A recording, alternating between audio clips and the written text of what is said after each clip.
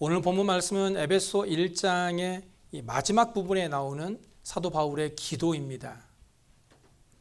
우리는 기도를 흔히 영혼의 호흡이라고 하죠. 영혼의 호흡. 찬송은 성도들이 마땅히 해야 하는 것이라면 기도는 하지 않으면 안 되는 것입니다. 숨을 멈추면 살 수 없는 것과 같은 것이죠. 그런데 호흡은 무의식적으로 하게 됩니다. 누구도 일부러 숨을 쉬려고 하지는 않죠. 그런데 기도는 어떻습니까? 일부러 하려고 해도 하기 어려운 것이 바로 기도입니다. 기도가 호흡이라고 한다면 기도를 쉬게 되면 죽는다는 것인데도 우리는 기도의 무호흡 상태를 너무 오래도록 보낼 때가 많습니다. 찔리는 분은 미소를 짓고 계시는군요. 기도가 왜 이렇게 어려운 것일까요? 우리의 삶에 있어서 기도가 어려운 이유는 그 기도의 대상이 하나님이기 때문입니다. 제가 얼마 전에 샌프란시스코 영사를 만나서 함께 식사를 했었는데요. 저는 그 식사 자리를 그냥 편하게 식사하는 자리로 알고 옷도 편하게 입고 갔었는데 그곳에 초청된 사람들은 모두 다 정장을 차려입고 옷을 다 차려입고 왔더라고요. 저는 솔직히 한국 영사가 어떤 분인지 잘 몰라서 그런 것도 있지만 그냥 식사하는 자리라고 해서 편하게 나갔던 건데 그곳에 모인 사람들은 영사를 마치 대통령 대하듯이 하는 것을 보며 조금 당황했었습니다.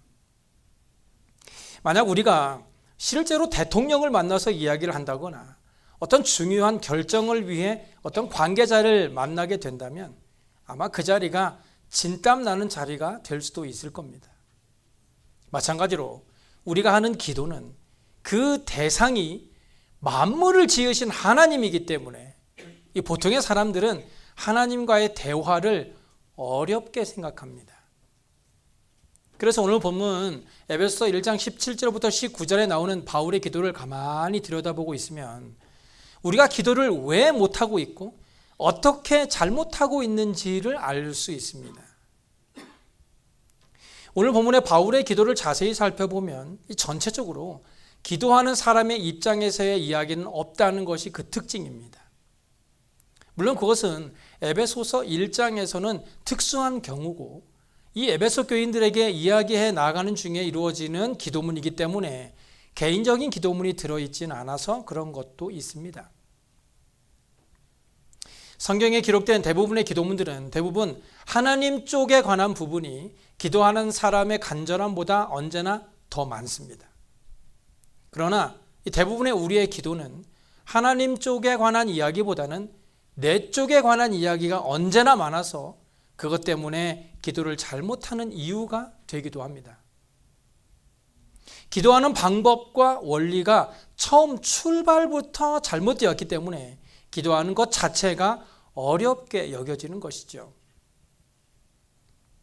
그런데 사실 기도가 어렵다는 것은 성경에서도 여러 가지로 나타나고 있는 부분이기도 합니다. 대표적으로 기도가 어렵다고 생각되는 부분은 예수님이 제자들에게 친히 기도는 어떻게 해야 하느냐라고 물어보신 것만 보아도 기도가 여간 어려운 것이 아니라는 것을 알 수 있죠. 그래서 우리가 종종 사용하는 주기도문을 주님께서 친히 알려주신 거 아닙니까? 너희는 이렇게 기도해라.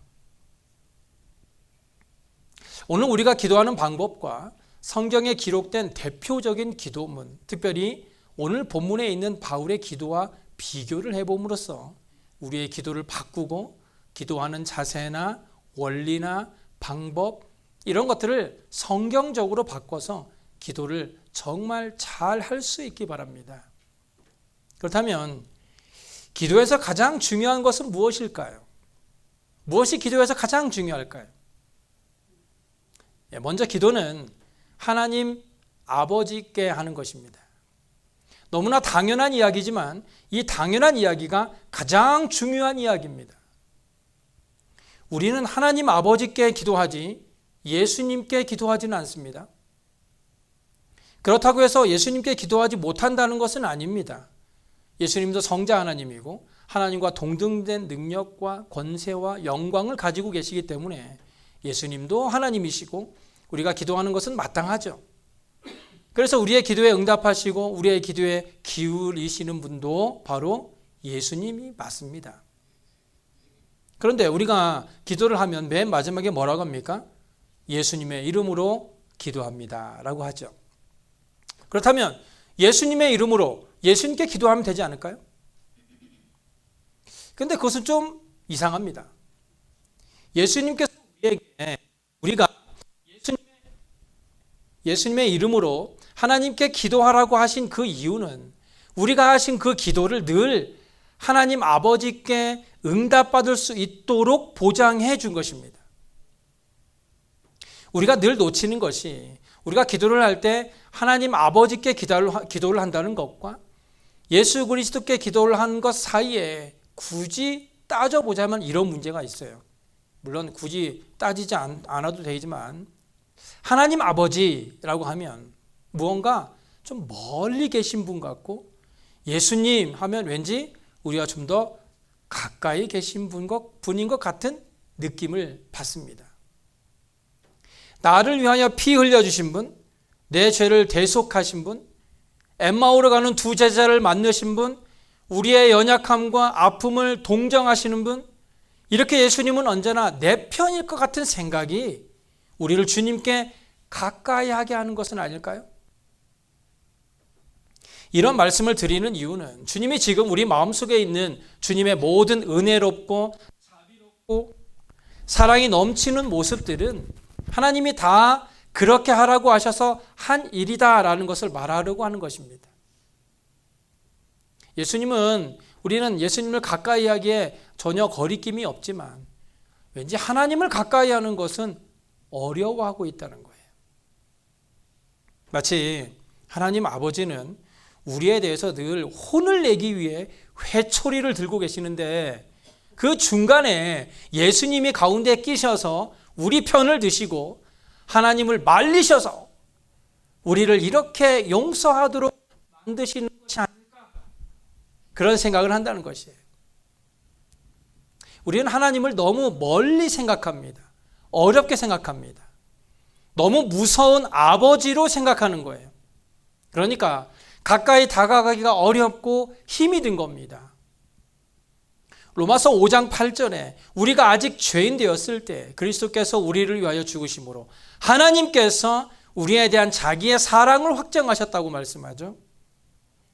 하나님 아버지께서 우리를 위하여 누구를 보내신 거예요? 예수님을 보내신 겁니다.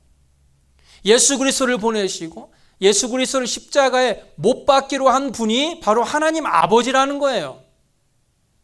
그래서 우리가 기도하는 데 있어서 하나님 아버지를 의식하는 것과 예수 그리스도를 의식하는 것 사이에는 실제적으로나 교리적으로는 차이가 별로 나지도 않는데도 성도들에게는 이런 문제들이 생길 수 있다는 겁니다. 어느 집안에서 엄격한 아버지와 아이들 편을 드는 어머니가 있습니다. 그래서 나중에 이렇게 하죠. 집안의 평안을 위해 엄마하고 아이들하고 짜서 아버지를 속이는 겁니다. 아버지가 알면 큰일 날 일을 저질렀을 때 말이죠. 죄송합니다. 어머니는요, 자식들에게는 무서운 존재가 아니어서 늘 자식 편이고 늘 용서가 있고 따뜻한 분입니다.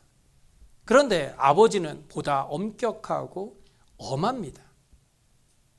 그래서 아버지는 혈육의 정보다는 옳고 그른 것을 훨씬 앞세우는 분으로 가정에서의 위치를 갖죠. 보통 가정에서의 아버지의 위치는 그렇죠. 그렇다 보니 우리가 하나님 아버지께 기도를 할 때도 내가 옳고 그른 문제를 분명히 해야 되고 거룩하고 경건한 문제에 대해서 하나님 앞에 서야 되는 영적인 자기의 성찰과 영적인 요구에 부름을 받은 자로서의 어떤 긴장감을 갖는 것을 놓치지 않으려고 합니다. 그런 의미에서 하나님 아버지라는 부름과 하나님 아버지께 나아가는 자세를 놓치지 않으려고 하는 것이죠. 반면에 예수님에 대해 우리가 보통 부르는 주님이라는 말은요, 구약에서나 신약에서나 구약의 하나님이라는 표현을 그대로 받은 단어가 바로 주님이라는 단어입니다. 초대교회 성도들이 예수님을 하나님으로 받았다라는 의미에서 예수님을 주님이라고 불렀습니다. 그래서 주님이라는 뜻은 예수님을 지칭하는 것보다는 하나님을 지칭하는 뜻이 더 강한 단어라고 할 수 있습니다. 그런데 우리가 보통 신앙을 시작하거나 신앙의 기초를 복음서를 기준으로 하기 때문에, 말하자면 중보자이신 예수 그리스도를 통과해서 우리가 신앙을 쌓아 나아가기 때문에 주님이라고 하면 훨씬 예수 그리스도를 지칭하는 것으로 우리에게 익숙해져 있고, 주님이라고 하면 따뜻하고 용서와 자비와 긍휼이 있는 분으로 익숙해져 있습니다. 그래서 기도도 예수님을 불러서 주님이라고 해놓고 계속 때를 쓰는 쪽으로 간다는 거예요. 이런 차원에서 우리가 우리의 기도를 좀 더 하나님 아버지께 해야 된다라는 것을 잊지 말아야 한다는 것입니다. 그리고 하나님 아버지를 불러야 될 때 우리에게 복음서에 나타난 예수 그리스도만 우리 하나님으로 생각하지 말고 구약에서부터 계시된 아브라함과 이삭과 야곱의 하나님, 이스라엘 백성을 애굽에서 건져내신 하나님, 그의 말을 듣지 않았을 때 그 백성을 바벨론으로 쫓아내신 하나님, 거룩하신 하나님, 의로우신 하나님, 그러나 예수 그리스도를 보내신 하나님, 여기까지 포함된 의미로 하나님 아버지께 향한 기본적인 몇 가지 요점들을 가지고 기도에 임해야 된다는 거예요. 이것을 놓쳐서 어쩌면 오늘날 우리의 기도들은 우리가 기도하러 갈 때 누구를 만나러 가는 것인가, 내가 누구에게 무슨 부탁을 하는가 하는 그 기도의 대상, 경배의 대상이 잊혀진 채로 그저 어머니의 치맛자락만 붙잡고 칭얼거리는 아이들과 같은 모습을 우리가 기도의 모습으로 전락해버리고 만다는 것입니다. 아이들이 울고 때를 쓰면 결국에는 들어주고야 마는 것이 대부분의 어머니들의 자식 사랑하는 방법입니다. 마음이죠. 그런데 아버지들은 보다 엄격합니다. 아버지들은 계속 칭얼거려도 등을 돌려버립니다. 안 돼. No. 그렇기 때문에 하나님 아버지가 엄하시고 무섭다라는 뜻은 아니에요.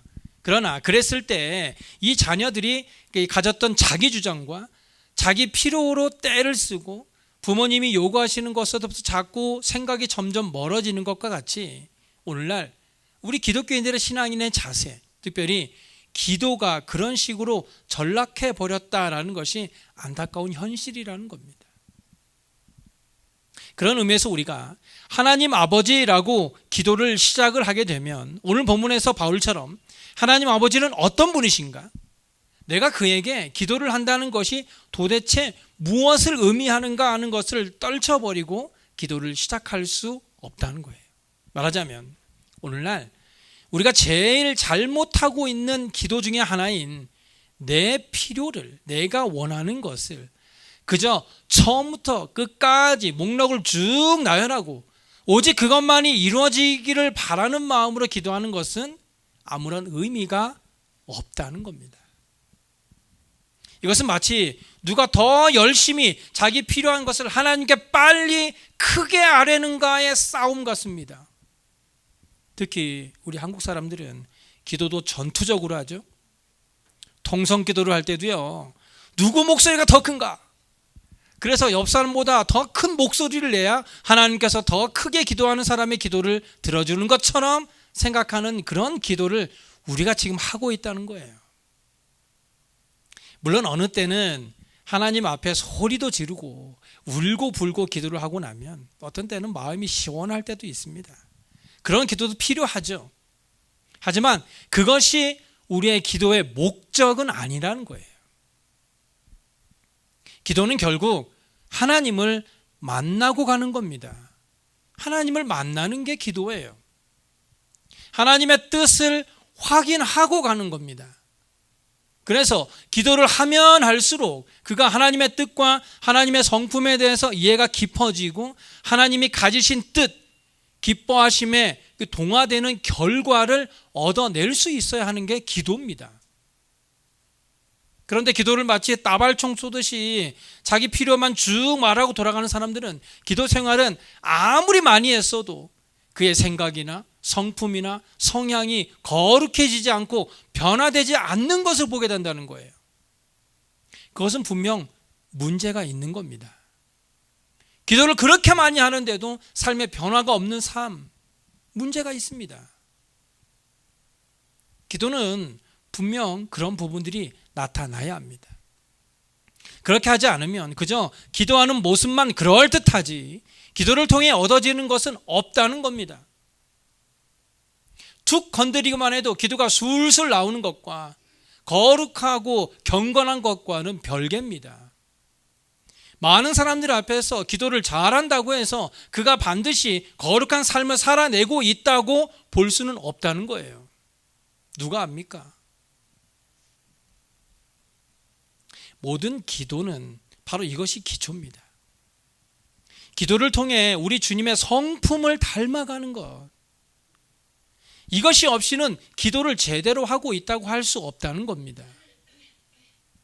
우리가 누구 앞에 들어가느냐, 그래서 우리가 하나님 아버지라고 부르며 그분 앞에 기도를 하러 들어간다면 하나님 아버지라고 부르는 그 속에 이런 내용들이 전제되어야 한다는 거예요. 우리가 기도를 하러 들어갈 때 하나님 아버지라고 기도를 시작하면 우리가 우리의 기도를 들으시는, 즉 내가 기도를 하고 내 필요를 아뢰는 대상을 안다는 거예요. 내가 누구에게 기도하고 있는가?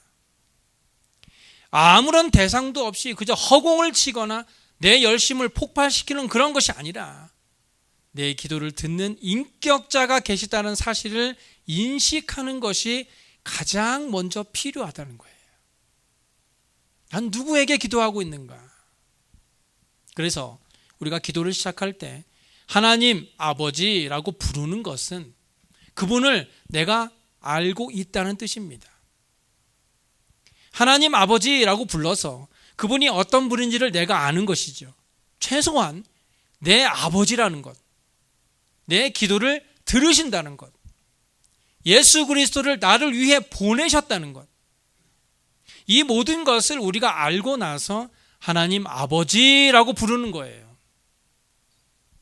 그래서 기도는 항상 하나님 아버지라고 부르는 데서부터 시작합니다.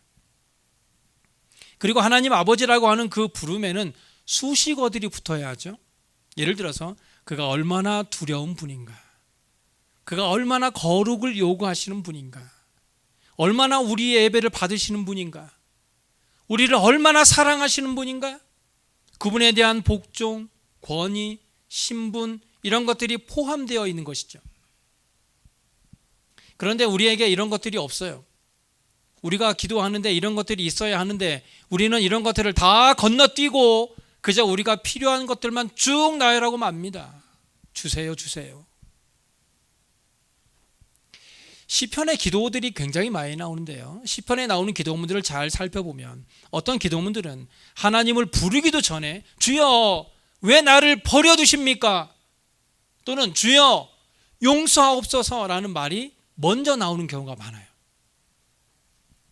자기 죄로 인해서 혹은 지금 부딪히고 있는 절박한 현실 때문에 하나님의 이름을 부르기도 전에 먼저 그렇게 기도하는 거예요. 그런데 그 절박한 것을 지금 당장에 급하니까 막 쏟아내긴 하지만 아무리 내가 가진 안타까움과 절박함과 처절함과 필요함을 쭉 나열하다가도 이제 정신이 돌아오고 정신을 차리고 나면 지금 내가 기도를 하고 내 기도에 응답할 이가 누군가를 꼭 다시 돌아오게 됩니다.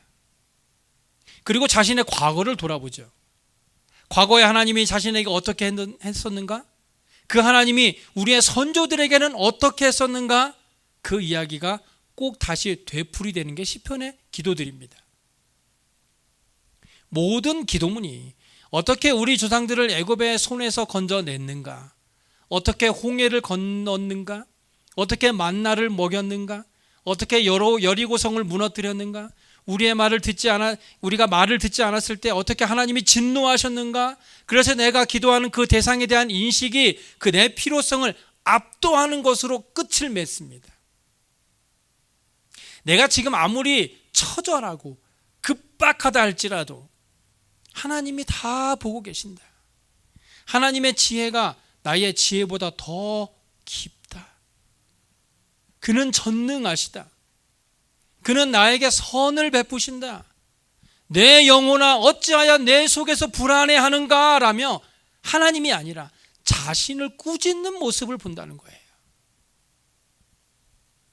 내가 급박한 것은 내가 지금 이렇게 보고 있는 이것만 봐서 그렇지, 하나님은 가만히 생각해 보니까 하나님이 나에게 대해서 어떤 분이며 나를 위해서 어떤 일이라도 하실 수 있는 분이라는 것을 돌아보며 나를 도우시는 이가 내 우편의 그늘이 되시고 나를 돌보시는 이가 졸지도 않고 주무시지도 않는다는 것을 확인하게 되는 것이죠. 그래서 내 영혼아 어찌하여 내 속에서 불안해하는가 라며 자신을 꾸짖는 거예요. 왜 하나님을 믿지 못하느냐. 이것이 우리의 기도의 모든 기도의 기초가 되어야 한다는 겁니다. 우리가 이것을 놓치게 되면 하나님 앞에 그저 하소연하는 것밖에 되지 않습니다. 오늘 본문 17절을 보시면 우리 주 예수 그리스도의 하나님 영광의 아버지께서 지혜와 계시의 영을 너희에게 주사 하나님을 알게 하시고 라고 말씀하죠. 우리 주 예수 그리스도의 하나님 영광의 아버지라는 사도 바울의 이 말은 하나님 아버지는 예수 그리스도를 보내신 이유 영광의 아버지라는 겁니다. 그래서 영광의 아버지라는 것은 하나님 아버지께서 이렇게 영광스러우신가라는 뜻이 있고 동시에 아버지가 영광스러우면 아들도 영광스럽다는 뜻이 포함되어 있다는 거예요. 그러니까 우리가 모든 기도를 가지고 들어갈 때 하나님에 대해서 어떤 기대를 가져야 하는가 하면 우리가 기도하는 것 자체에 어떤 특권이 있는가를 바울식으로 말해보자면 그는 영광의 아버지다라는 겁니다. 그는 영광스러우시며 우리를 영광스럽게 하시려는 분이다라는 거예요. 왜냐하면 계속해서 18절과 19절을 보면 알 수 있죠. 너희 마음의 눈을 밝히사 그의 부르심의 소망이 무엇이며 성도 안에서 그 기업의 영광의 풍성함이 무엇이며 그의 힘의 위력으로 역사하심을 따라 믿는 우리에게 베푸신 능력의 지극히 크심이 어떠한 것을 너희로 알게 하시기를 구하노라 라고 말하고 있기 때문이죠. 그렇습니다. 여기에서 영광의 아버지라고 하나님을 지칭하는 것은 우리가 장차 영광의 기업의 풍성에 도달하기를 요구하기 때문에 붙여진 이름이기도 한 것입니다. 그러니까 기도는 하나님 아버지, 영광의 아버지라고 부르는 이 호칭은요, 오늘 지금 내가 당하고 있는 우리가 소원하는 것이 되어야 한다는 거예요. 그게 바로 영광의 아버지입니다. 지금 내가 당하고 있는 어려운 것들, 건강, 물질, 자녀, 어떤 문제든지 이 세상에서 하나님께서 특별히 지금 도와주지 않으시면 나는 이제 망하고 맙니다 라고 하는 문제들 때문에 기도하고 있는 것인데, 그러나 이 영광의 아버지라는 말 속에는 내가 지금 당하고 있는 것으로 내가 꺾이지 않는다, 내가 실패하지 않는다, 그것이 나에게 비극이 아니다라는 답이 전제되어 있다는 거예요. 영광의 아버지라는 말 속에 다 포함되어 있다는 거예요. 욥이 고난 중에 어떤 고백을 합니까? 내가 가는 길을 그가 아시나니 그가 나를 단련하신 후에는 내가 순금같이 되어 나오리라. 자기가 당하는 일을 자기가 모릅니다. 그러나 하나님을 가만히 생각해 보니까 이것이 하나님께서 내 인생을 지키신 것이 분명하니까 내가 이 길을 다 달려간 후에는 내가 순금같이 나아올 것을 믿는다는 거예요. 확신한다는 거예요. 왜 그렇게 확신할 수 있습니까? 하나님은 의로운 분이니까요. 하나님은 선하신 분이니까요. 하나님은 그동안 우리에게 그렇게 하셨으니까요. 그래서 우리가 기도할 수 있다라는 것은요, 이미 성도는 실패할 수 없는 존재라는 것을 가장 분명한 보증이 바로 기도예요. 그래서 어떠한 상황에서도 우리의 기도를 막을 방법이 없습니다. 혹시 우리의 혀가 잘린다고 해도 우리는 기도할 수 있습니다. 마음으로 기도하면 되니까요. 어떠한 상황도 우리의 기도를 막을 것이 없다는 거예요. 우리가 기도를 할 수 있다는 것은 하나님께서 우리의 운명을 영광된 자리, 하나님께서 약속된 자리에 이르기까지 하시고야 말 것을 우리에게 확인시켜주는 가장 놀라운 보증이 되는 겁니다. 그런데 우리는 너무나 쉽게 하나님 아버지는 내 필요한 것을 언제나 주시는 산타클로스 같은 사람이라고까지만 생각합니다. 그리고 그 일은 어떤 의미에서는 예수님께서 더 잘 들어주지 않을까라고 생각합니다. 예수님이 더 만만해 보이는 거죠. 우리는 우리에게 일어나는 모든 일을 아뢰고 하나님께 도움을 구할 수 있습니다. 병을 고쳐달라고 기도할 수 있고, 좋은 직장에 들어가게 해달라고 할 수도 있고, 건강을 회복시켜야 해달라고 기도할 수도 있습니다. 무슨 일이든지 기도할 수 있죠. 그러나 그것이 우리의 기도가 전부가 되어서는 안 된다는 거예요. 그냥 구하고 땡, that's it, 이것이 아닙니다. 기도는 보다 더 중요하고 보다 더 근본적이고 보다 더 영적인 것입니다. 예수님은 마태복음 6장 33절에 이렇게 말씀하셨어요. 그런데 너희는 먼저 그의 나라와 그의 의를 구하라. 그리하면 이 모든 것을 너희에게 더하시리라. 여기 보시면 구하는 순서가 있죠. 먼저 그의 나라와 그의 의를 구하라는 거예요. 그리하면 이 모든 것, 예수님이 말씀하신 이 모든 것은요, 바로 앞에 말씀에 보면 염려에 관한 것입니다. 꼭 필요한 것들을 채워주시겠다는 거예요. 이제 우리의 기도는 바뀌어야 합니다.